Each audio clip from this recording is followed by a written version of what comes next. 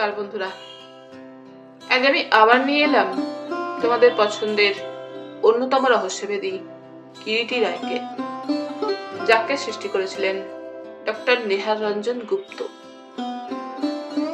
যিনি জন্মগ্রহণ করেছিলেন 1911 সালের 6ই জুন এবং তার মহাপ্রয়াণ ঘটে 1986 সালের 20শে ফেব্রুয়ারি।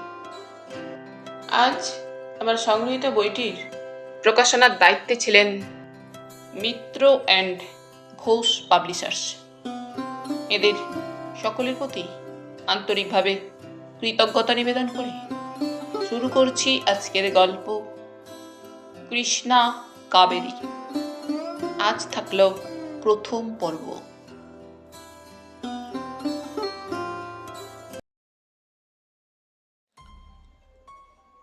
ইস্পাতের তৈরি ছোড়ার ফলাটা ক্রমে সরু হয়ে অগ্রভাগটা তীক্ষ্ণ, অত্যন্ত ধারালো। ছোড়ার বাটটা সুদৃশ্য কারুকার্যখচিত চন্দন কাঠের তৈরি। সুস্নিগ্ধ পাতলা একটা চন্দনের গন্ধ ঘরের বাতাসে ভেসে বেড়াচ্ছে। দুটি চেয়ারে মুখোমুখি বসে সিআইডির ইন্সপেক্টর মুজিবুর রহমান ও কিরিটি রায়। সামনেই একটা ছোট শ্বেতপাথরের টেবিলের উপর অয়েল পেপারের উপরে রক্ষিত ছোড়াটা। কিরিটি প্রশ্ন করে,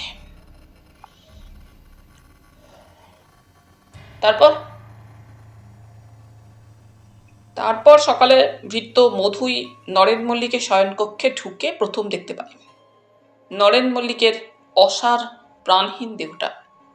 ডেকচেয়ারটা ঠিক সামনেই মেঝের কার্পেটের উপরে চিত হয়ে পড়ে আছে এবং বাম দিককার বুকে ওই ছোড়াটা সমূলে বিদ্ধ হয়ে আছে। গায়ে তখনও তার স্লিপিং গাউনটা পরা। The dagger pierced through and through the heart.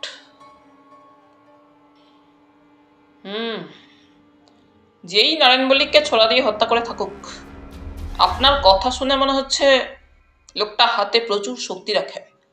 আচ্ছা, স্লিপিং গাউনটা তখনও নরেন মল্লিকের গায়েই ছিল বলছিলেন ইন্সপেক্টর। ঘরের সজ্জাটা পরীক্ষা করা হয়েছিল কি? হ্যাঁ, আমি নিজে পরীক্ষা করে দেখেছি, সজ্জাটা রাত্রে ব্যবহৃত হয়নি। এমনকি প্রতি রাত্রে নাকি শয়নের পূর্বে নরেন মল্লিকের এক গ্লাস ঠান্ডা জল পান করা অভ্যাস ছিল। মধুর সে রাত্রে রাখা শিয়রের সামনে ত্রিপয়ের উপরে রক্ষিত জল ভর্তি গ্লাসটা পর্যন্ত ঠিক তেমনই ছিল। রাত্রি 10টায় নিজে সে গ্লাসটা জল ভর্তি করে রেখে এসেছিল। ময়নাতদন্তের রিপোর্টেও তাহলে মৃত্যুর কারণ ছুরিকাঘাতী। অন্য কোনো নিদর্শনই পাওয়া যায়নি? না। কিরিটি সম্মুখের টেবিলের উপরে রক্ষিত অয়েল পেপারের উপর থেকে ছোড়াটা তুলে নিয়ে ঘুরিয়ে ঘুরিয়ে দেখতে থাকে। ইস্পাতের তৈরি মজবুত ছোড়া, ওজনেও বন্ধ হবে না। অগ্রভাগটা ধারালো ও তীক্ষ্ণ। হঠাৎ মুজিবুর রহমান বলে, কিন্তু আশ্চর্য কি জানেন মিস্টার রায়, ছোড়ার বাটে কোনো আঙুলের ছাপই পাওয়া যায়নি। কিরিটি তখনও ছোড়াটা ঘুরিয়ে ঘুরিয়ে দেখছিল।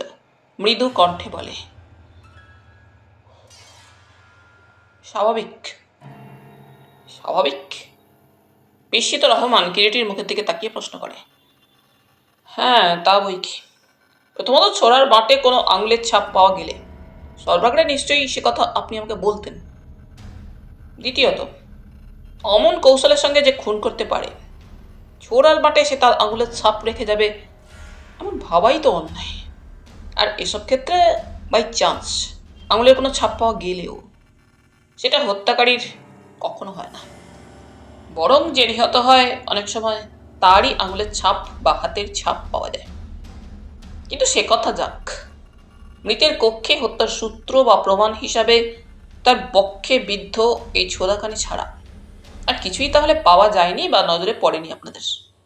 যেমন ধরুন কোনো স্ট্রাগলের চিহ্ন বা?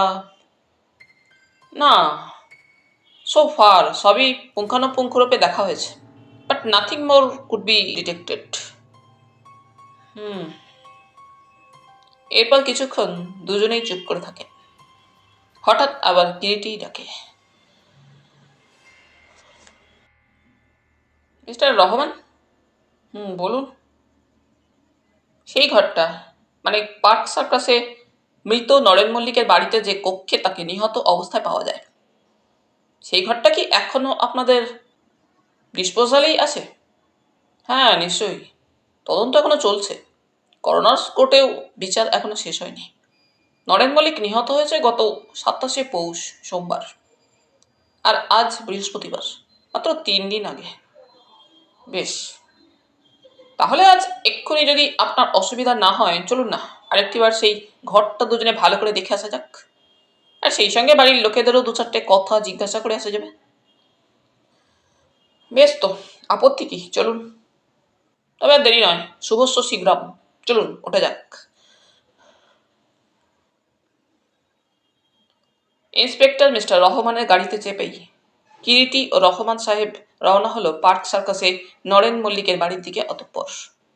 এবং গাড়িতে বসেই একটা সিগারে অগ্নিসংযোগ করে ধূমপান করতে করতে হঠাৎ একসময় কিরিটি আবার প্রশ্ন করে,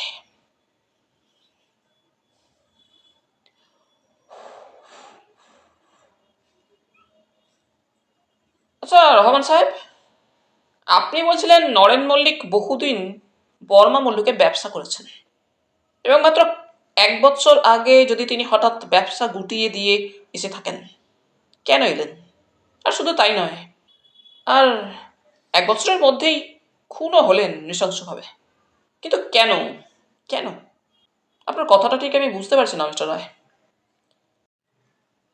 মানে বলছিলাম, তার অর্থাৎ মল্লিকের ব্যক্তিগত জীবন সম্পর্কে একটা ডিটেলস পেলে আমাদের তদন্তের সুবিধা হতো নাকি? অনেক সময় দেখা গিয়েছে এইসব ঘটনার পিছনে থাকে অনেক ব্যক্তিগত ব্যাপার জড়িত হয়ে। সৌভাগ্যক্রমে খুনের পরের দিন সকালে তদন্তের সময়ই নরেন মল্লিকের এক পুরাতন বন্ধু অ্যাডভোকেট সমীর রায় এসে উপস্থিত হয়েছিলেন। তিনি বলেছিলেন নরেন মল্লিক তার বহুকালের বন্ধু, এবং নরেন মল্লিক হঠাৎ চাকরি ছেড়ে কলকাতায় চলে এসে তাঁরই বাড়িতে নাকি সর্বপ্রথম ওঠেন।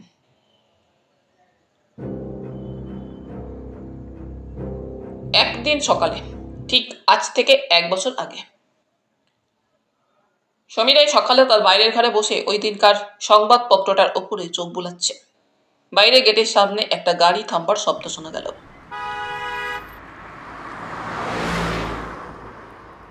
সমীর একটু কৌতূহলী হয়েই জানালার সামনে উঠে এসে দাঁড়ালো।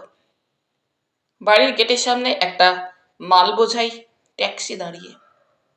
ট্যাক্সির সামনে নরেন মল্লিক ড্রাইভারের সঙ্গে কথা বলছেন। নরেন এ সময় হঠাৎ কোনো চিঠিপত্র না দিয়ে? একটু পরেই নরেন এসে কক্ষে প্রবেশ করল। নরেন, তুই হঠাৎ? হঠাৎই বর্মার ব্যবসা গুটিয়ে দিয়ে এলাম। গুটিয়ে দিয়ে এলি হঠাৎ? চলে এলাম, আর ভালো লাগলো না। কিন্তু তার আগে তোর চাকরকে বল, আমার চাকর মধু ট্যাক্সিতে আছে, মালপত্রগুলো নামিয়ে আপাতত কোথাও গুছিয়ে রাখবার জন্য হাত দিতে। তা না হয় বলছি, কিন্তু ব্যস্ত হোস নে, সব বলবো। সমীর ভৃত্যকে ডেকে ট্যাক্সি থেকে সব মালপত্র নামিয়ে নিচের ভিজিটার্স রুমে আপাতত গুছিয়ে রেখে দিতে আদেশ দিল। নরেন মল্লিকের চেহারাটা সত্যি দৃষ্টিকে আকর্ষণ করে। বাঙালির মধ্যে সচরাচর এমন চমৎকার সুগঠিত উঁচু লম্বা সুশ্রী দৈহিক গঠন বড় একটা দেখা যায় না। নরেন মল্লিকের বয়স বর্তমানে 49, এবং বয়সের অনুপাতে দেহের কোথাও এতটুকু ভাঙন ধরেনি। সমস্ত দেহ জুড়ে এখনো যৌবন যেন স্থির হয়ে আছে। কেবল কপালের দুপাশের চুলে সামান্য পাক ধরেছে। গায়ের বর্ণ উজ্জ্বল গৌর, দাড়িগোপ নিখুঁতভাবে কামানো, প্রাণ প্রাচুর্যে ভরপুর, চঞ্চল, ক্রীড়াশীল ও কৌতুকপ্রিয় স্বভাব। নরেন মল্লিককে দেখলেই মনে হয় সত্যিই যেন সে বেঁচে আছে, এবং পৃথিবীতে বাঁচবার সমস্ত রহস্যটুকুই যেন ওর করায়ত্ত। দ্বীপ্রহরে আহারাদির পর নরেন ও সমীর মুখোমুখি বসে দুই বন্ধুতে সকালের কথারই জের চলছিল। আজ রবিবার, আদালতও বন্ধ, ছুটি। নরেন বলছিল, মোদ্দা কথা বন্ধু, I want to live the rest of my life. যদিও শাস্ত্রে বলেছে 50-এর পরেই বনং ব্রজেত, আমি স্বীকার করি না সে কথা। আমার আইডিয়াল পুরুষ হচ্ছে বিখ্যাত ডাক্তার ও বৈজ্ঞানিক ভরেন হপ। অর্থ না থাকলে বাঁচা যায় না। এতকাল এই অর্থের ধান্দায় ঘুরেছি, সময় পাইনি জীবনের দিকে তাকাবার। আজ অর্থ আমার করায়ত্ত। এবারে ইট, ড্রিঙ্ক অ্যান্ড বি মেরি। এবারে বাঁচতে চাই। সো সো হাস্যোৎফুল্লভাবে স্বামী বন্ধুর দিকে তাকায়। সো একটা বাড়ি ও একটা গাড়ি সর্বাগ্রে প্রয়োজন। তারপর শুরু করব আমার জীবন। বাড়ি আর গাড়ি? হ্যাঁ, বর্তমান দুনিয়ায় বাড়ি, গাড়ি ও ব্যাংক ব্যালেন্সই আধুনিক কালে বাঁচবার প্রচেষ্টায় প্রথম 3টি সোপান। শেষটি আমি সঙ্গে করেই এনেছি। এবার প্রথম 2টি তুমি সংগ্রহ করে দাও। শুরু করি আমি আমার জীবনের নতুন অধ্যায়। বেশ, বেশ নয়, একটি মুহূর্ত আর নষ্ট করবার মতো হাতে নেই বন্ধু। জীবনের অনেকটা সময় চলে গিয়েছে, অতএব আর অপেক্ষা নয়। বাড়ি তৈরি করবার ধৈর্য বা সময় আমার নেই।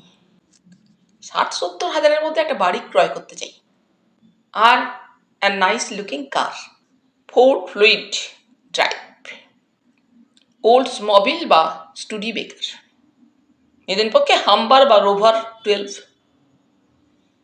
বেশ তো, টাকা থাকলে কলকাতা শহরে বাঘের দুধও নাকি মেলে। তা এ তো বাড়ি আর একটা গাড়ি। তারপর একটু থেমে বলে, দাঁড়াও, পার্ক সার্কাস অঞ্চলে একটা চমৎকার নব্যকেতার বাড়ি আমার এক ক্লায়েন্টের ডিসপোজালই আছে।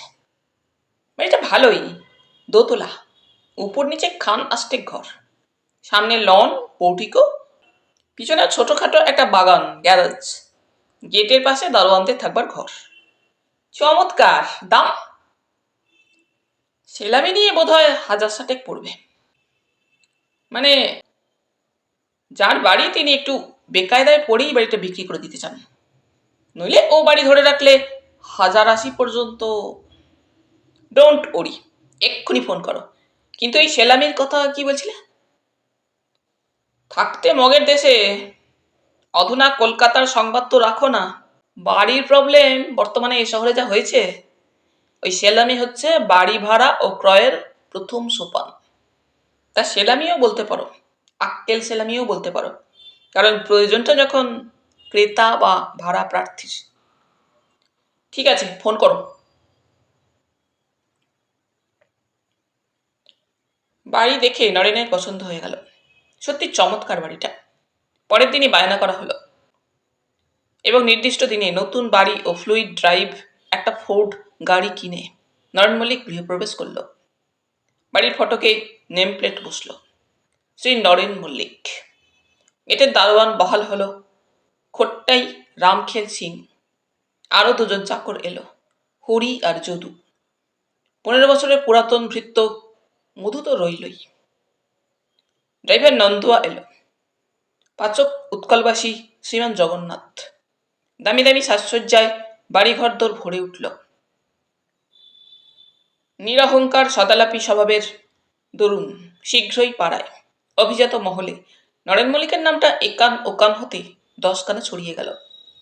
লম্বা চওড়া সুশ্রী চেহারা, এখনো বিবাহাদি করেনি। বয়স যদিচ 50-এর কোঠায় চলেছে। এখনো অটুট স্বাস্থ্য ও যৌবনের প্রাচুর্যে ঢলঢল। তার উপরে কাল্পনিক ব্যাংক ব্যালেন্সের গুজব, বাড়ি, গাড়ি এবং সর্বোপরি মিষ্টি সদালাপি অমায়িক ব্যবহার। কলকাতার আধুনিক অভিজাত মহলে শীঘ্রই মুখে মুখে নরেন মল্লিক প্রসিদ্ধ হয়ে গেল। জাগিয়ে তুলল একটা রীতিমতো সাড়া। অনেক অবিবাহিতা মেয়েদের মায়েরা নরেন মল্লিকের গৃহে প্রায় আনাগোনা করতে শুরু করলেন। আর এক শ্রেণীর মেয়ের মায়েরা আছেন যারা অল্প বয়সী ছেলে, জীবনে এখনো সুপ্রতিষ্ঠিত নয়, সেই সব পাত্রের চাইতে মধ্যবয়সী প্রতিষ্ঠিত ও অর্থবান পাত্রদের ঢের বেশি পছন্দ করেন। তারাও অনেকে সেজে গুজে মেয়েদের নিয়ে নিয়মিত হাজিরা দিতে শুরু করলেন মল্লিক পার্লারে। আজ পার্টি, কাল উৎসব, একটা না একটা লেগেই থাকতো নরেন মল্লিকের গৃহে। মোট কথা, নরেন মল্লিক যা চেয়েছিল তা দুদিনেই হাতের মুঠোয় এসে গেল। ওই সঙ্গে এলো প্রতিষ্ঠা। আত্মীয় স্বজন বলতে গৃহে নরেন মল্লিকের এক ভাগ্নে, নাম সুবিমল, এবং বয়স তার ৩০-৩২-এর মধ্যে। সুবিমলও বিবাহাদি করেনি, বিএ পাস, ইন্স্যুরেন্সের মাহিনা করা দালাল। দেখতে সুশ্রী না হলেও মোটামুটি শরীরে একটা আলগা শ্রী আছে। বলিষ্ঠ দোহারা দেহের গঠন, বেশ একটু শৌখিন প্রকৃতির। সুবিমল ছাড়া বাড়িতে পুরাতন বৃদ্ধ ভৃত্য মধু, হরি ও যদু দুটি ভৃত্য, ঠাকুর জগন্নাথ, দারোয়ান রামভজন সিং ও রামখেল সিং, ড্রাইভার নন্দুয়া এবং বিনতা। আর বাড়িতে ওই বিনতাই ছিল একমাত্র স্ত্রীলোক। বিনতা ভদ্রঘরের ব্রাহ্মণের বিধবা মধ্যবয়সী। প্রকৃতপক্ষে নারীহীন সংসার নরেন মল্লিকের বিনতাই সব দেখাশোনা করত, এবং ভদ্রমহিলা সব দেখাশোনা করলেও কখনো নরেনের সামনে বড় একটা বের হতো না, আর সর্বদাই মুখের ওপর টানা থাকতো একটি দীর্ঘ অবগুণ্ঠন। নিরবিচ্ছিন্ন আনন্দের মধ্য দিয়ে দিন কেটে যাচ্ছিল নরেন মল্লিকের।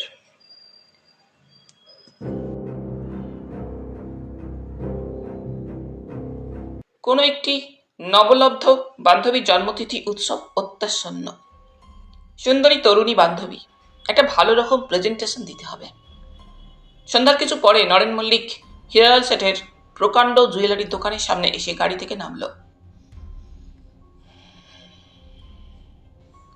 আধুনিক ডিজাইন ও প্যাটার্নের স্বর্ণালঙ্কার বিক্রেতা হিসেবে হীরালাল শেঠের দোকানে অভিজাত মহলের সুন্দরীদের যাতায়াতটা খুব বেশি। উজ্জ্বল আলোয় শোকেশের জড়োয়ার গহনাগুলো বর্ণোদ্যুতি বিকিরণ করছে। নরেন মল্লিক দোকানের মধ্যে এসে প্রবেশ করল। দোকানের ম্যানেজার যমুনা দাস শেঠ নরেন মল্লিকের পরিচিত। শাসালো খরিদ্দার হিসাবে মল্লিক এ দোকানে বহুবার পদার্পণ করেছে ইতিপূর্বে।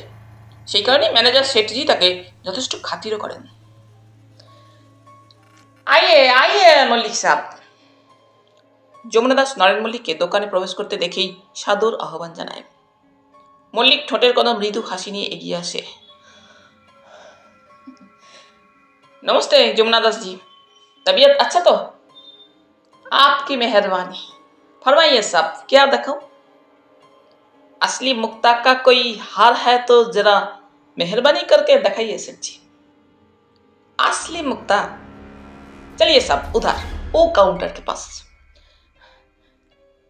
দোকানের পশ্চিম কোণে একটু নিরিবিলি কাউন্টারের ছোট একটি অংশ, স্বল্প আলো আধারিতে ঘেরা। একপাশে স্ট্যান্ডের উপরেই সবুজ ডোমে ঢাকা উজ্জ্বল বৈদ্যুতিক বাল্ব জ্বলছে। আলোর নিচে ৮-১০টা মুক্তার হার বের করে এনে ছড়িয়ে দিল যমুনা দাস মল্লিকের সামনে। लीजिए मल्लिक साहब, सब असली मुक्ता। নরেন মল্লিক হারগুলি পরীক্ষা করতে থাকে আলোয়। হঠাৎ সামান্য দূরে কাউন্টারের অপর পার্শ্ব হতে একটা ঈষৎ চাপা ভারী গলা শোনা যায়। कोई दामी नेकलेस दिखाइए सर, हीरा का नेकलेस, बहुत अच्छा हीरा होना चाहिए। বিদ্যুৎ পৃষ্ঠের মতোই যেন চমকে ফিরে তাকায় ওই কণ্ঠস্বরে নরেন মল্লিক। হাত পাঁচেক ব্যবধান মাত্র। লম্বা চওড়া দীর্ঘকায় এক পাঠান, পরিধানের দামি নেভি ব্লু সার্জের স্যুট, মাথায় কালো ফেজ, মুখের একাংশ মাত্র দেখা যাচ্ছে। উজ্জ্বল আলোর খানিকটা তির্যক ভাবে মুখের দক্ষিণ অংশে এসে পড়েছে। দীর্ঘ একটা ক্ষতচিহ্ন দক্ষিণ অক্ষিকোণ হতে গালের অর্ধাংশ পর্যন্ত বিস্তৃত। নরেন মল্লিক তাড়াতাড়ি মুক্তার হারগুলো একপাশে ঠেলে দিয়ে বলে ওঠে, फिर दूसरा कोई टाइम में कल आएंगे सेठ जी। আচ্ছা, নমস্তে। কতটা যেন হন্তদন্ত হয়ে নরেন মল্লিক দোকান থেকে বের হয়ে আসে। হঠাৎ পাঠান এমন সময় বলে ওঠে, এ क्या हीरा है? हीरा, मैं असली हीरा चाहती हूँ। নরেন মল্লিক গাড়ির দরজা খুলে ঝুপ করে গাড়ির পিছনের গদিতে বসে পড়ি বলে, নন্দুয়া বাড়ি।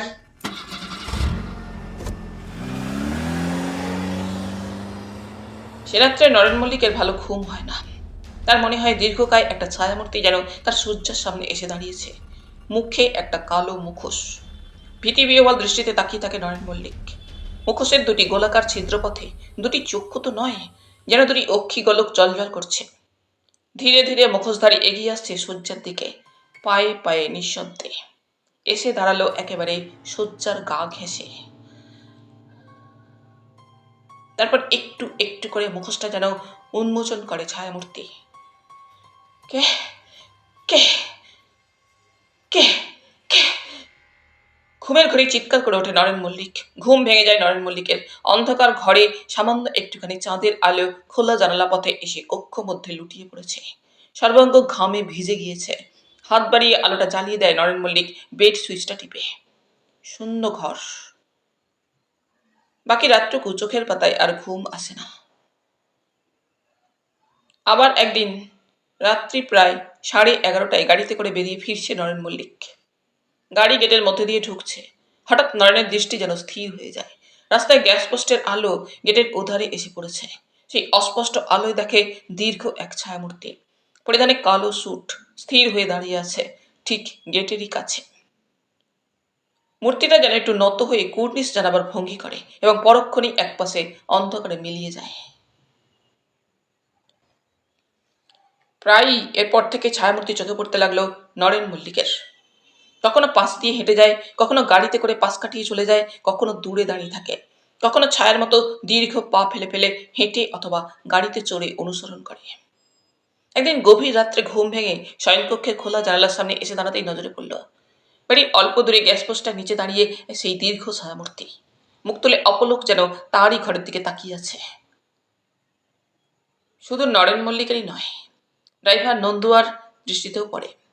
সেও দেখে কালো রঙের একটা সেলুন গাড়ি যেন প্রায় নিঃশব্দে ওদের গাড়িকে অনুসরণ করছে। কখনো অনুসরণ করে একটা চকিত প্রহেলিকার মতো, কখনো সাঁ করে পাশ কাটিয়ে চলে যায়, কখনো বা শোনা যায় একটা অস্পষ্ট শব্দ। নন্দুয়া অবশেষে একদিন বলে, একটা কথা বলবো বাবু। কি নন্দুয়া? মাঝে মাঝে কিছুদিন থেকে মনে হচ্ছে যেন একটা কালো রঙের গাড়ি আমাদের গাড়ির পিছু আসছে।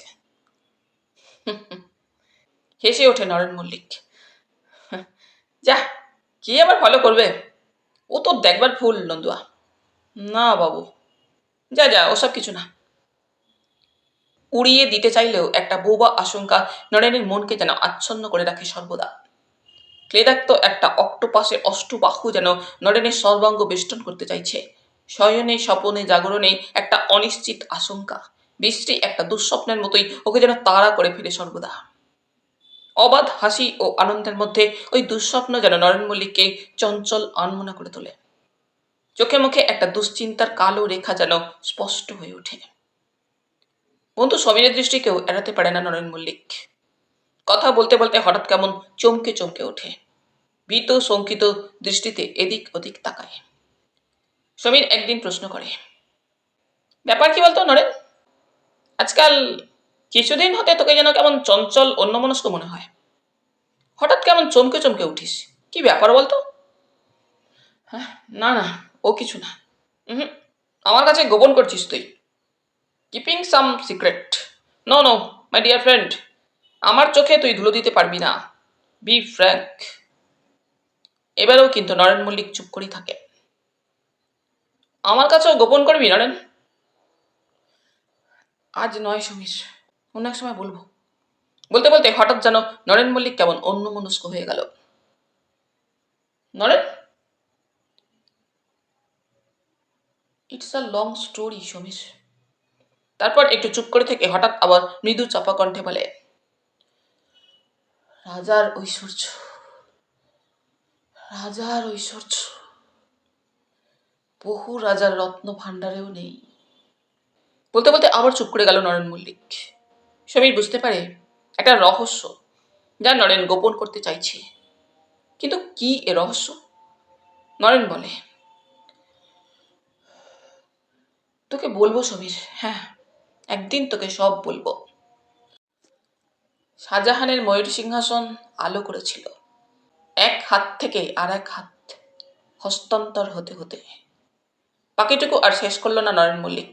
সমীরের বাড়িতেই রাত্রে তারই ওখানে আহারাদির পর দুটো সোফার উপরে মুখোমুখি বসে গল্প করছিল দুই বন্ধুতে।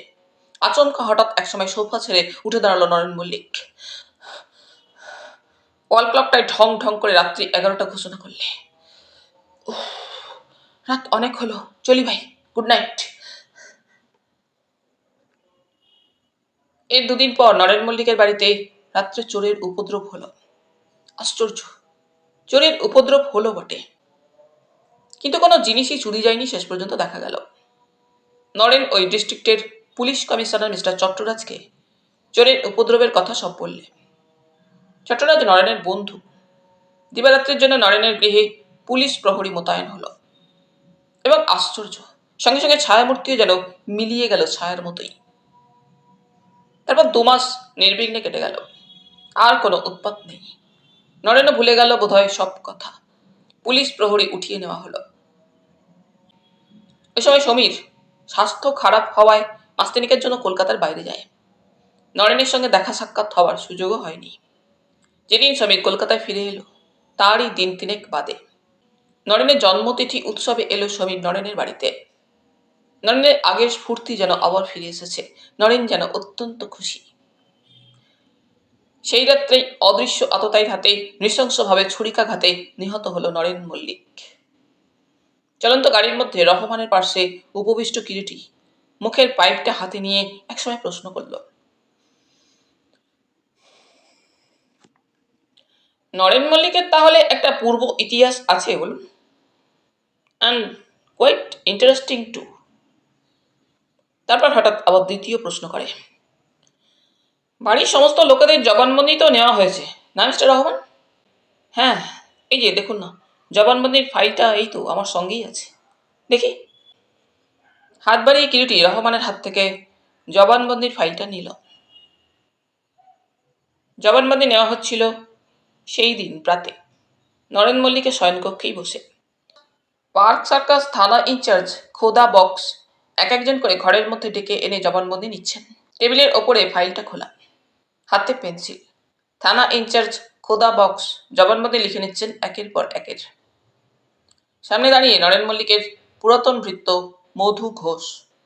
মধুর জবানবন্দি প্রথমে নেওয়া হয়, কারণ সেই ঘরের মধ্যে ঢুকে সর্বপ্রথম এ বাড়িতে মৃতদেহটা দেখতে পায়। মধু ঘোষ বেটে খাটো লোকটি, দড়ির মতো পাকানো দেহের পেশিগুলো অত্যন্ত সজাগ।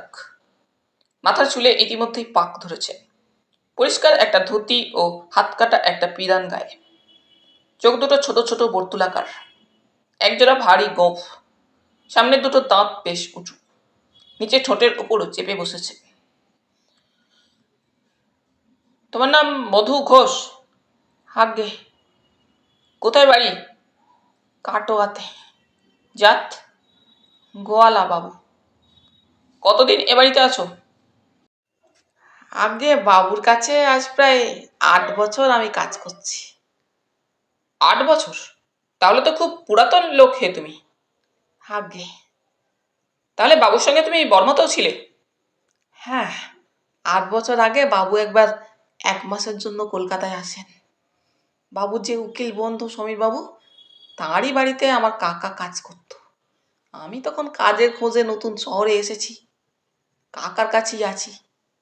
বাবুর একজন দেশি লোকের প্রয়োজন হওয়ায় উকিল বাবুই কাকাকে বলে আমাকে বাবুর কাজে বহাল করে দেন। আমার বয়স তখন বছর 25। সেই হতে এ পর্যন্ত বাবুর কাছেই আছি। বেশ। আচ্ছা মধু, গতকাল রাতে বাবুর সঙ্গে শেষ তোমার কখন দেখা হয়েছিল? আগে রাত 10:30টায়। 10টা নাগাদ রাতে বাবু বেরিয়ে ফিরে আসেন। এসে বললেন আমায় ডেকে, খিদে নেই, কিছুই খাবেন না রাত্রে, কেবল 1 কাপ দুধ খাবেন। আমি বিনতা দিদিকে তাই আর তুললাম না ডেকে। দুপুর থেকেই তিনি জ্বর হয়েছিল বলে শুয়েছিলেন। আমাকে বলেছিলেন বাবুর খাবার সময় হলে তাকে ডাকতে, কিন্তু বাবু রাত্রে খাবেন না জেনে আর তাকে তুলিনি। অনেক দিন থেকেই রোজ রাত্রে ঘুমোবার আগে বাবুর 1 গ্লাস ঠান্ডা জল খাওয়ার অভ্যাস ছিল। দুধ খাইয়ে রাত 10:30টায় ঘরে জলের গ্লাসটা রেখে যাই। জলের গ্লাসটা রেখে যাবার সময় বাবু কি করছিলেন তোমার মনে আছে মধু? হ্যাঁ, ওই ডেক চেয়ারটার ওপর বসে একটা বই পড়ছিলেন। আমায় বললেন যাবার সময় দরজাটা ভেজিয়ে দিয়ে যেতে। দরজা ভেজিয়ে দিয়ে আমি নিচে চলে এলাম। তারপর? তারপর বিকেলের দিকে কাল বাবুর জন্মতিথি উৎসবের জন্য বিশেষ খাটাখাটনি হাওয়ায় সোজা নিজের ঘরে এসে ঘুমিয়ে পড়ি। রোজকু ভোরে আবার বাবু এক গ্লাস গরম জল নুন দিয়ে খেতেন। গ্লাসে করে গরম নুন জল দিয়ে আজ সকালে ঘরে এসে ঢুকলাম, তখনও কিছুই জানি না। একটা কথা মধু, তোমার বাবুর শোবার ঘরের দরজাটা কি বরাবর খোলাই থাকতো? আগে হ্যাঁ, খুব ভোরে গরম নুন জল গ্লাসে করে এনে আমি তার ঘুম ভাঙাতাম। এটা বাবুর 21-22 বছরের অভ্যাস। চাকরিতে ঢোকার পর আমি ওই কাজটা করতাম। হ্যাঁ বলো, তারপর? ঘরে ঢুকে বিছানার দিকে এগিয়ে যেতেই দেখতে পেলাম বাবু ওইভাবে মেঝের ওপরে। বলতে বলতে মধু থেমে গেল। সকলের দৃষ্টি মধুর কথা অনুসরণ করে যুগপথ গিয়ে মেঝেতে কার্পেটের উপরে যেখানে নরেন মল্লিকের অসার প্রাণহীন ছোদাবিদ্ধ দেহটা পড়েছিল সেই দিকে গিয়ে স্থির নিবদ্ধ হলো। দামি কার্পেটের ওপরে ঠিক ডেক চেয়ারটার সামনেই চিত হয়ে পড়ে আছে নরেন মল্লিকের প্রাণহীন দেহটা তখনও। বামদিককার বক্ষে প্রায় আমূল বিদ্ধ হয়ে আছে সুদৃশ্য কারুকার্য খচিত বাঁটওয়ালা একটা ছোড়া। চোখ দুটো যেন ঠেলে বের হয়ে আসতে চায়, অসহায় একটা ভীতি যেন চোখের মণি দুটোই তখনও স্পষ্ট হয়ে আছে। ওইভাবে বাবু পড়ে আছেন। রুদ্ধ কান্নাঝরা সুরে কথা দুটি যেন কোনো মতে শেষ করার জন্যই উচ্চারণ করে মধু। প্রভুর আকস্মিক নিষ্ঠুর মৃত্যুতে মধু যে মনে বিশেষ আঘাত পেয়েছে বুঝতে কারো কষ্ট হয় না। এতক্ষণে যেন সত্য সত্যই শোকের একটা বিষণ্ণতা নরেন মল্লিকের হত্যাকে কেন্দ্র করে কক্ষের মধ্যে নেমে এলো। থানা ইনচার্জ খোদাবাক্স ক্ষণিকের জন্য তার লেখা থামিয়ে মৃতের মুখের দিকে চেয়ে থাকেন। প্রসারিত দেহটা, ডান ও বাম হাতের মুষ্টি দুটো বদ্ধ, মাথাটা একপাশে ঈষৎ হেলে পড়েছে। মধুর দুচোখের কলবে অশ্রু গড়িয়ে পড়ছে। খোদাবাক্স আবার তার পেন্সিলটা তুলে নিয়ে সম্মুখে টেবিলের উপরে রক্ষিত খাতার উপরে খসখস করে লিখে চলেন। মধু ভয়ে চিৎকার করতে করতে হাউমাউ করে নিচে এসে যদু ও হরিকে সব বলে। সুবিমাল তখনও নাকি নিজের কক্ষে ঘুমাচ্ছিল, গিয়ে ডাকাডাকি করে তাকে তোলে। সুবিমালের চোখ থেকে তখনও ঘুমের ঘোর ভালো করে কাটেনি, হতভম্বের মতো চেয়ে থাকে ওদের মুখের দিকে কিছুক্ষণ। শেষ পর্যন্ত সুবিমালই ফোন করে পার্ক সার্কাস থানায় সংবাদ পাঠায়।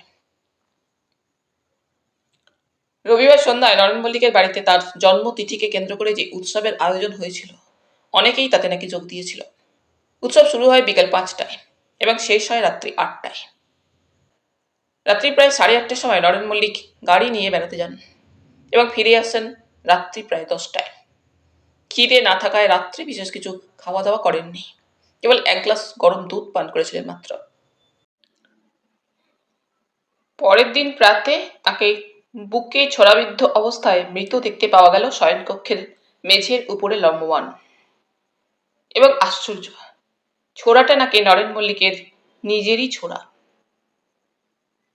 তাঁরই শয়নকক্ষে বুক শেলফের উপরে একটা সুদৃশ্য জয়পুরি পিতলের প্লেটে ছোড়াটা থাকত এবং অনেকেই সে কথা জানত।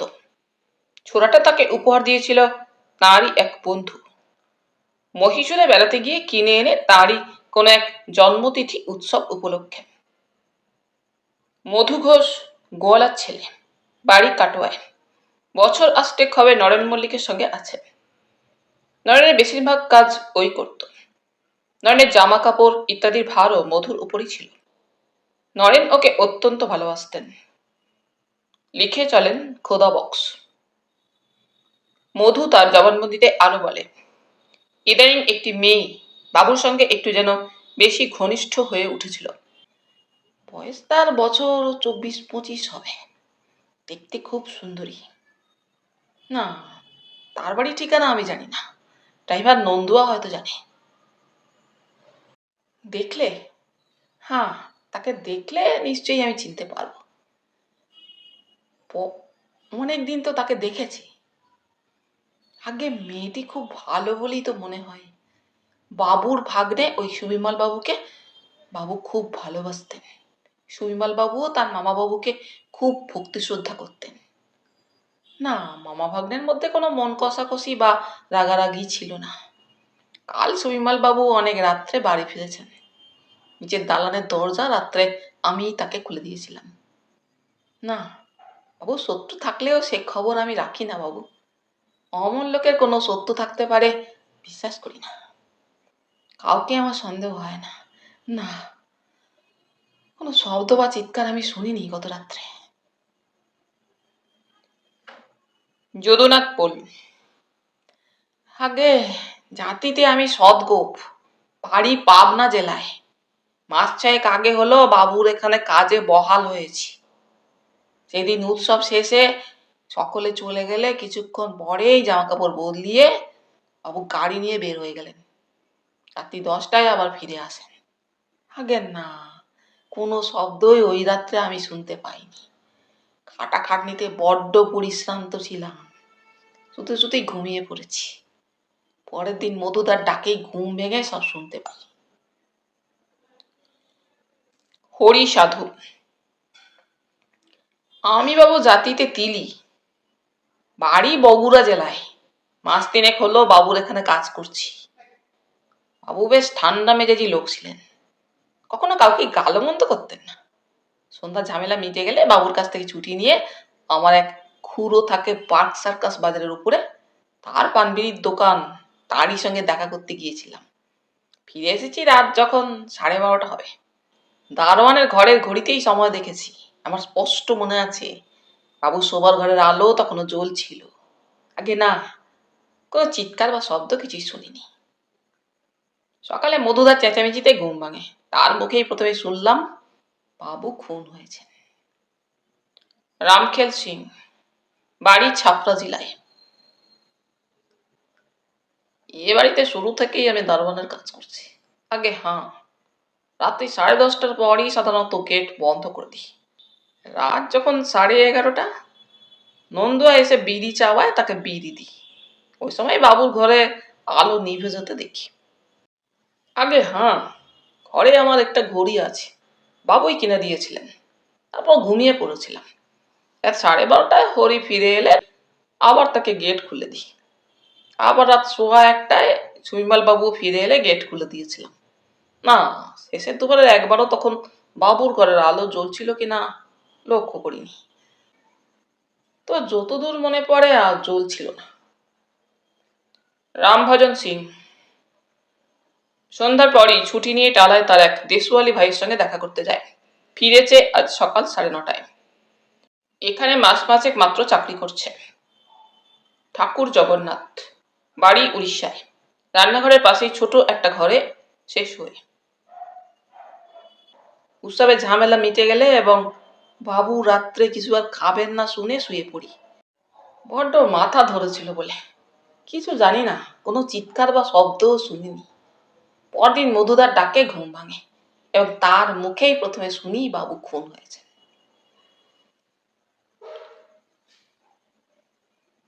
নন্দুয়া, বাড়ি মজফ্ফরপুর।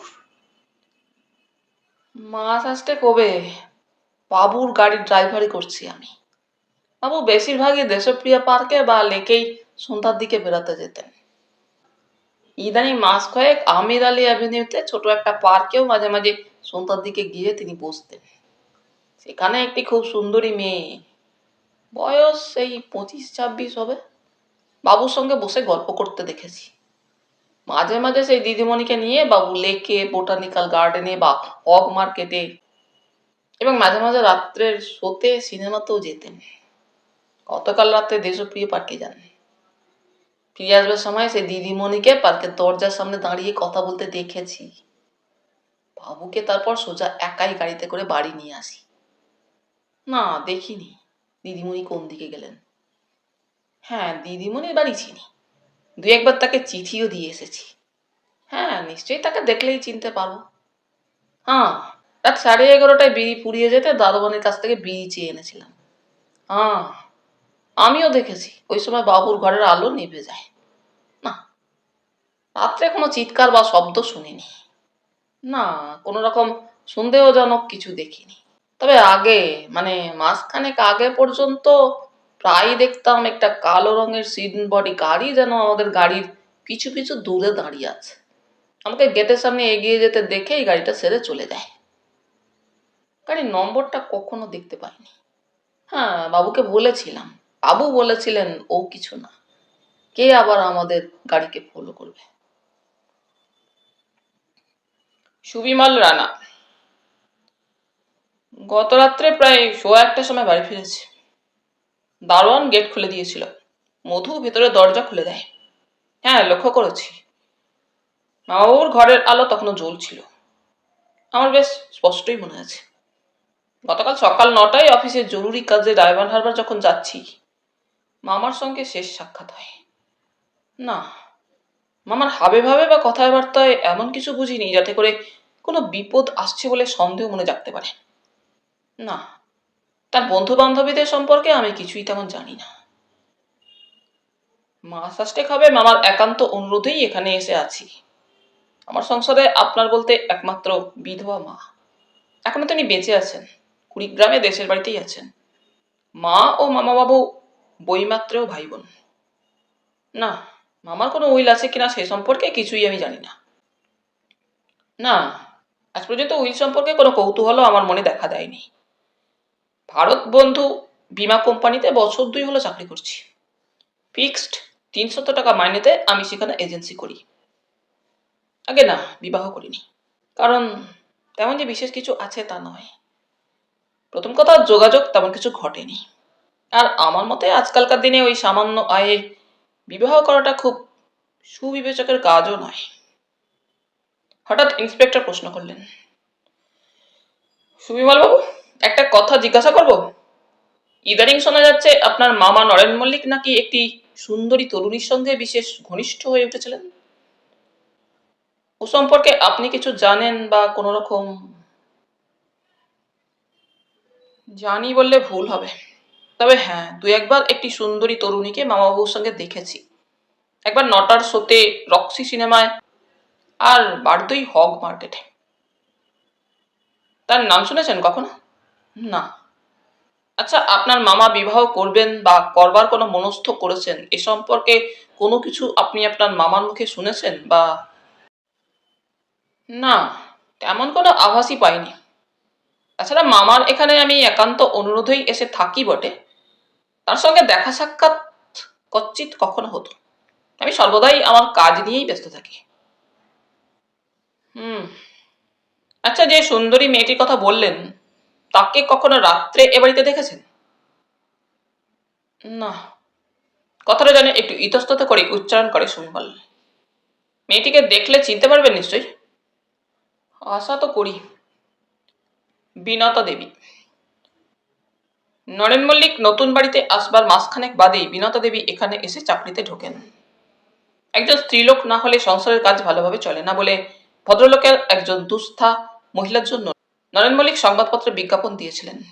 সেই বিজ্ঞাপন অনুযায়ী বিনতা দরখাস্ত করায় বিনতাকে নরেন মল্লিক কাজে বহাল করেন। বিনতা বিধবা, বর্ষীয়সী ভদ্রঘরের। বিনতা এসে কাজে ঢোকবার পর ধীরে ধীরে একটু একটু করে সংসারের আভ্যন্তরিক ব্যবস্থাটা তাঁরই হাতের মধ্যে চলে যায়। অত্যন্ত শান্ত ও মৃদুভাষী। কথা একটা প্রয়োজন ছাড়া কারোর সঙ্গে তাকে বলতেই কখনো দেখা যায়নি। সংসারের আভ্যন্তরীণ খরচাদির টাকা কড়িও মাসের প্রথমেই মধুর হাত দিয়ে বরাবর নরেন মল্লিক বিনতার হাতেই পাঠিয়ে দিতেন। নিচের তলায় একটা ঘরে একাকিনী থাকতেন বিনতা। মাথার উপরে সর্বদা দীর্ঘ গুণ্ঠন থাকতো টানা। এ বাড়িতেও কেউ কখনো তার মুখ দেখেছে বলে মনে পড়ে না।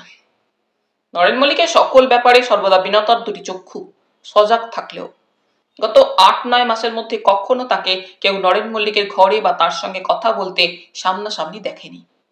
উভয়ের যাবতীয় কথাবার্তা মধুর মারফতই হতো। সেই বিনতাকে যখন ডাকা হলো, তিনি বললেন, ঘটনার দিন দ্বীপ্রহর থেকেই মাথার যন্ত্রণায় কষ্ট পাচ্ছিলেন বলে বিকেল থেকে তার নিজের ঘরের মধ্যেই ছিলেন।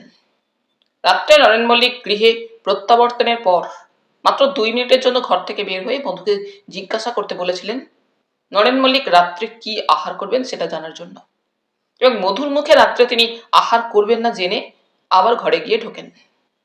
পরের দিন সকালে ভৃত্যদের গোলমালে ঘুম ভেঙে বাইরে এসে মধুর মুখেই সব ব্যাপারটা শোনেন। নরেন মল্লিক সম্পর্কে কোনো কথাই বলতে পারলেন না তিনি। যে সুন্দরী তরুণীটি ইদানিং কিছুদিন ধরে নরেন মল্লিকের সঙ্গে ঘনিষ্ঠ হয়ে উঠেছিল এবং মধ্যে মধ্যে এ বাড়িতে আসতো, তার গলায় একাধবার বিনতা শুনেছেন, কিন্তু কখনো তাকে চাক্ষুষ দেখেননি বা তাকে দেখলেও চিনতে পারবেন না। সেই সুন্দরী মেয়েটি প্রায় প্রত্যেকেরই জবানবন্দি থেকে মৃত নরেন মল্লিকের সঙ্গে যে সুন্দরী তরুণীর ঘনিষ্ঠতা সম্পর্কে শোনা গেল, সেই মেয়েটিরই খোঁজে পরের দিন পার্ক সার্কাস থানার ইনচার্জ খোদা বক্স নরেনের ড্রাইভার নন্দুয়াকে সঙ্গে করে আমির আলী অ্যাভিনিউয়ের ত্রিতল একটি ফ্ল্যাট বাড়ির 3তলা ফ্ল্যাটে গিয়ে হাজির হলেন। দরজা ভিতর হতে বন্ধ, দরজার গায়ে কলিং বেলের ব্যবস্থা আছে দেখা গেল।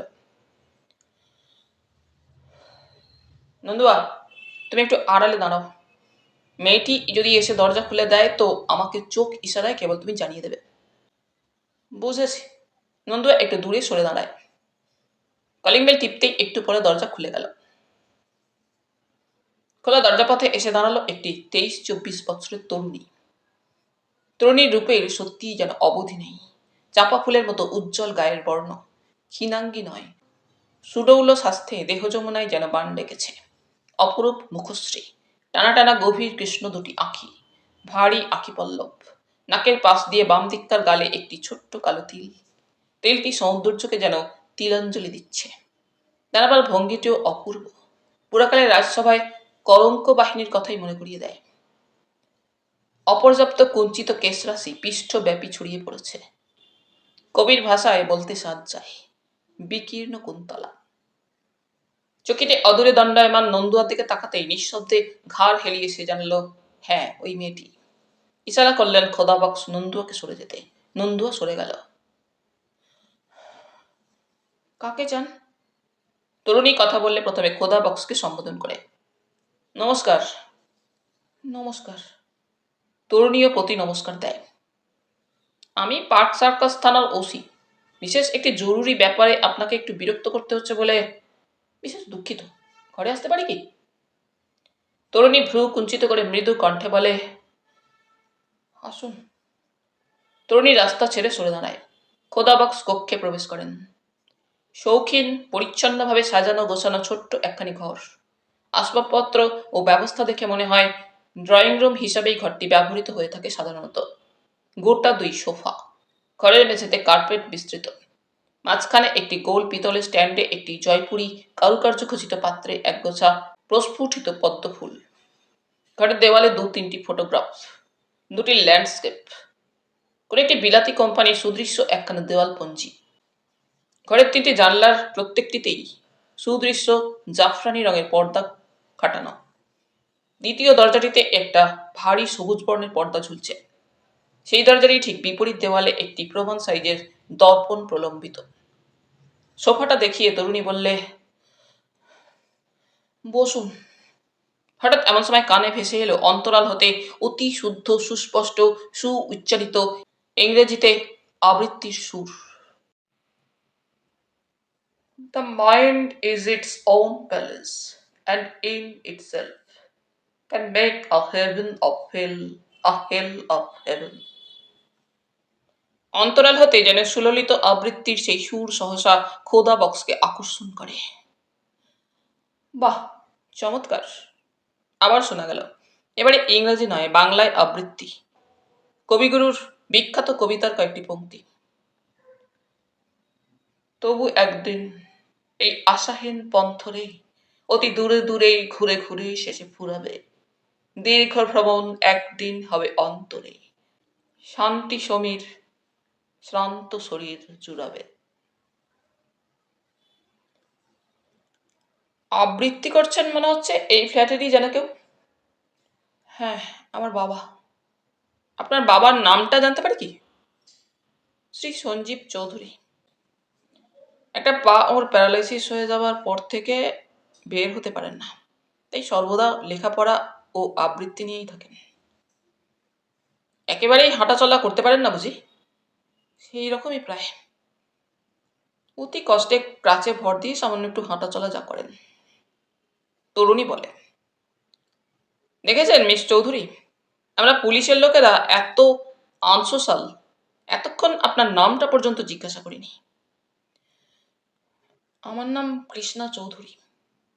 সহসা এমন সময় খোদা বক্সের নজরে পড়ল অদূরে সোফার উপরে ওই দিনকার প্রাত্যহিক সুপ্রভাতখানা এবং মাঝের পৃষ্ঠা, যেটিতে মৃত নরেন মল্লিকের ছবি দিয়ে তার হত্যা সংবাদ প্রকাশিত হয়েছে, সেটিই খোলা।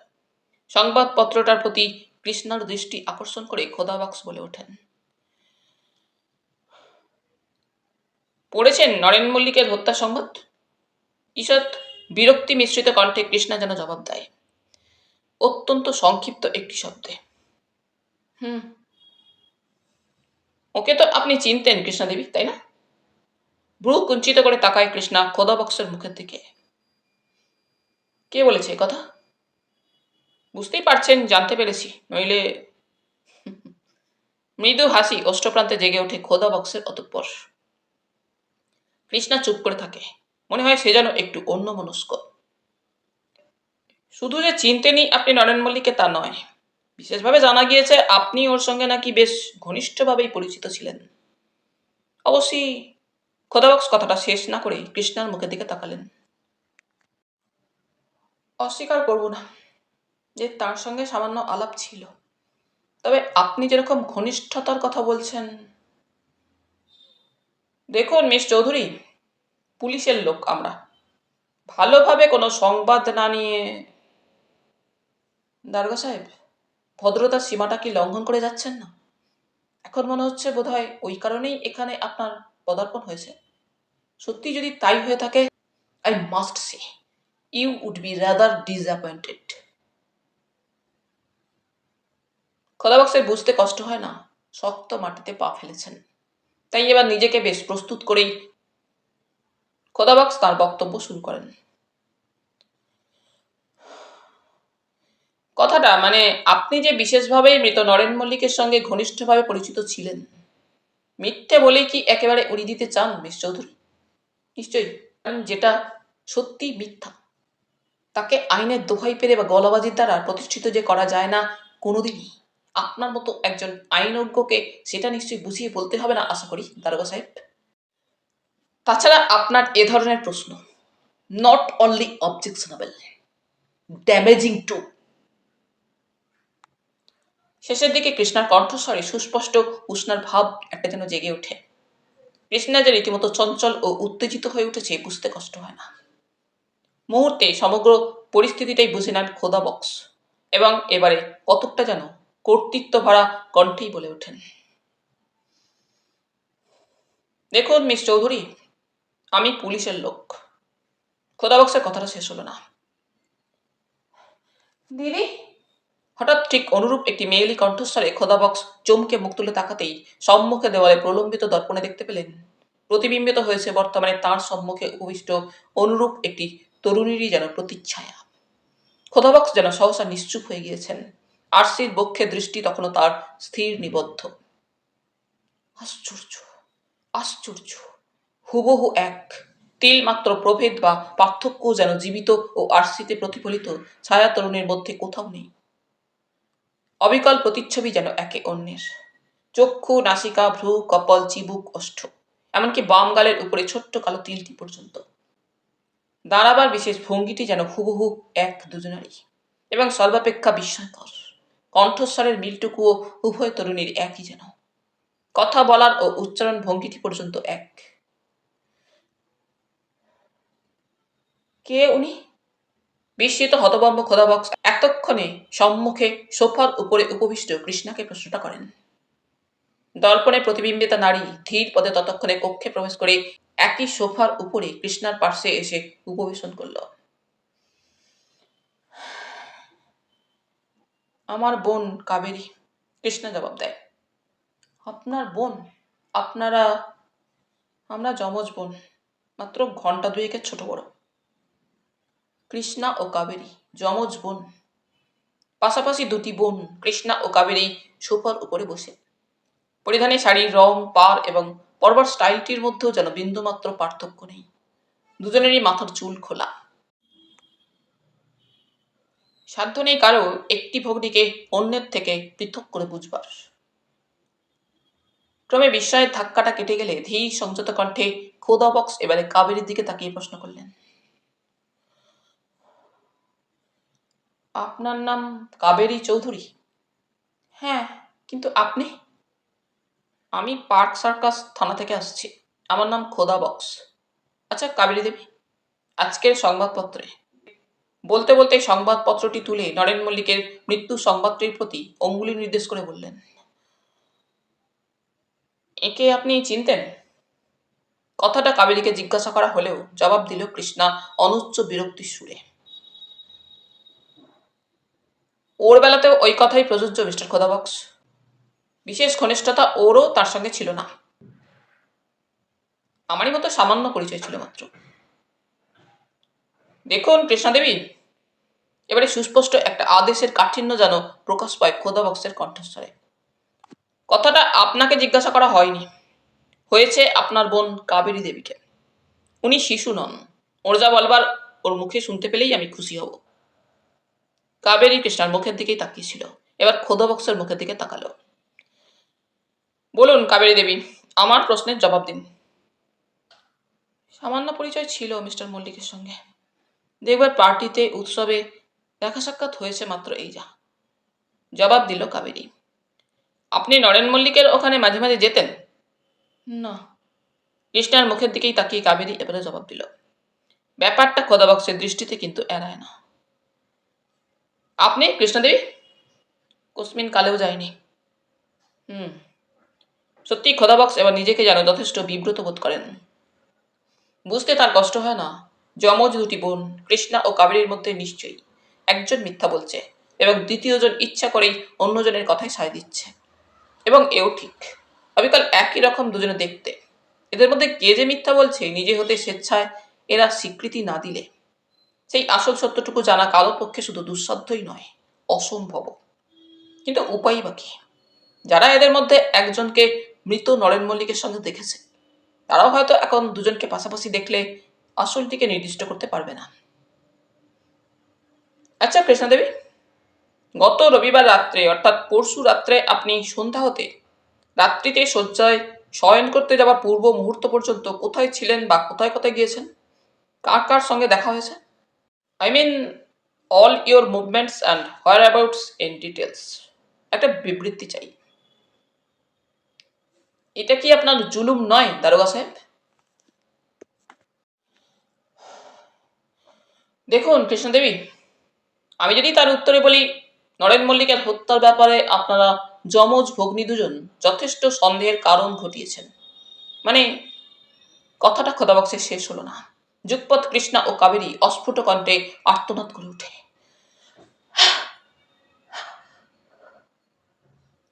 অতএব বুঝতেই পারছেন, I want a detail report of the movements of both of you. আপনাদের দুই ভগ্নেরই একটা পূর্ণ জবানবন্দি আমার চাই। এটা আমি দাবি জানাচ্ছি আইনের দিক হতে। এরপর উভয়ই কিছুক্ষণ ঝিম দিয়ে থাকে। তারপর কৃষ্ণাই প্রথমে কথা বলে। সেদিন আমাদের দু বোনেরই অফ ডিউটি ছিল। অফ ডিউটি ছিল আপনাদের? মানে আপনারা কি? আমরা দু বোনেই টেলিফোন অফিসে চাকরি করি। ও আচ্ছা, বলুন। কৃষ্ণা তখন বলতে শুরু করে।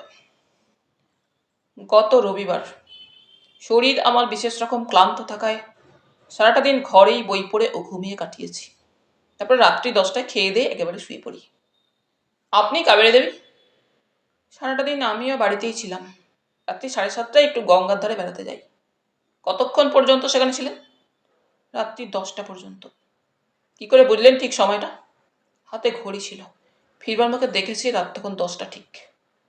বাড়িতে ফিরে আসেন কখন? এই 10:30 নাগাদ হবে। এসে দেখলেন আপনার দিদি তখন ঘুমিয়ে বোধহয়। হ্যাঁ। আচ্ছা, গঙ্গার ধারে যতক্ষণ ছিলেন কারোর সঙ্গে আপনার দেখা হয়নি? হয়েছিল দুজনের সঙ্গে। তাদের নাম পরিচয়টা জানতে পারি কি? একজনের পরিচয় দিতে পারবো না। অবশ্যই আপনি আমার কথা বিশ্বাস করতে পারেন, তিনি আপনার নরেন মল্লিক নন। আর দ্বিতীয়জন? আমার এক পরিচিত অ্যাডভোকেট বন্ধু রবিন সেন। তিনিও ওই সময় গাড়িতে গঙ্গার ধারে বেড়াতে এসেছিলেন।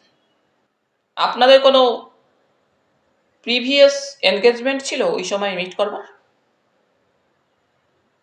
না। বলতে পারেন নেহাত আকস্মিকভাবেই তার সঙ্গে সেখানে দেখা হয়েছিল আমার। তার ঠিকানাটা 3-1 Regent park, Tollygunge. Mister Sen ওখানে কখন পৌঁছেছিলেন? রাত্রি 8:30 বোধহয়। একসঙ্গেই বোধহয় আপনারা ফিরে আসেন। হ্যাঁ। তিনি তার গাড়িতে করে আমাকে পার্ক সার্কাস মার্কেট পর্যন্ত পৌঁছে দিয়ে যান। এরপর খোদাবক্স বিনীতভাবে উভয়কেই সম্বোধন করে বলেন, আবার হয়তো দেখা হতে পারে। আচ্ছা, আজ আসি। নমস্কার। নমস্কার। কৃষ্ণা কিন্তু চুপ করেই থাকে। চোখে মুখে বিরক্তির চিহ্নটা তখনও কৃষ্ণার নিঃশেষে মুছে যায়নি যেন। গাড়ি চলেছে নরেন মল্লিকের গৃহের দিকে। ফাইলটা রহমানের হাতে ফিরিয়ে দিতে দিতে কিরিটি বলে, দুটি যমজ বোন সম্পর্কে আপনার মতামতটা কি রহমান সাহেব? One of them must be telling deliberate lies. আমারও তাই মনে হয় রহমান সাহেব।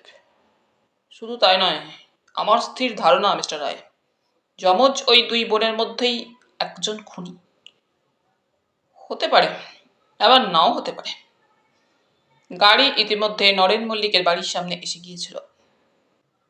We have reached our destination, mister Roy. গাড়ি গেটের মধ্যে প্রবেশ করল। গাড়ি হতে নামতে নামতে কিরিটি তার অর্ধসমাপ্ত কথার জের টেনে বলে, একটা কথা কি জানেন রহমান সাহেব, স্রেফ প্রবাবিলিটির ওপরেই বেসিস করে এসব ক্ষেত্রে সবসময় কনক্লুশনে পৌঁছানো যায় না। আর ইনভেস্টিগেশনের ব্যাপারে সে প্রসিডিওরও ভুল। হত্যা রহস্যের মীমাংসার ব্যাপারে আরও ব্যাপক ও সূক্ষ্ম তদন্তের প্রয়োজন।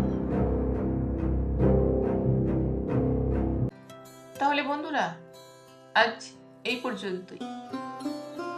গল্প পাঠ তোমাদের ভালো লেগে থাকলে তোমাদের কাছে আবারও অনুরোধ থাকলো, লাইক, শেয়ার এবং সাবস্ক্রাইব করে তোমাদের মূল্যবান মতামত পাঠানোর জন্য। ধন্যবাদ।